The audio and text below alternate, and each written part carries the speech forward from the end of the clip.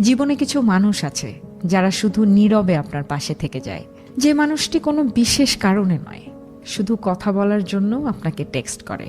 তাকে কখনো ভুলে যাবেন না। যে আপনাকে শুধু তার কাজে নয়, বরং আপনার কণ্ঠ শুনতে কল করে, তাকে কখনো ভুলে যাবেন না। যার হাতে সময় না থাকা সত্ত্বেও আপনার সাথে দেখা করতে চায়, যে শুধু একটু সময় কাটাতে দু একটা কথা বলার জন্য আসে, সে কখনো কম গুরুত্বপূর্ণ নয়।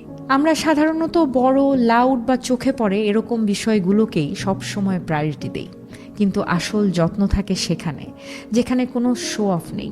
নিজের জীবনে সেই মানুষগুলোকে চিনতে শিখুন, যারা লাউড নয়, যারা বড় বড় কথা বলে না, কিন্তু সব সময় ধারাবাহিকভাবে থাকে।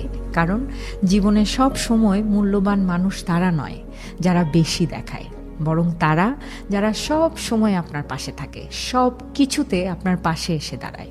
কিন্তু এখানে সবচেয়ে বড় দুঃখের বিষয় হলো, প্রায় সেই মানুষগুলোই সবচেয়ে বেশি উপেক্ষিত হয়ে যায়।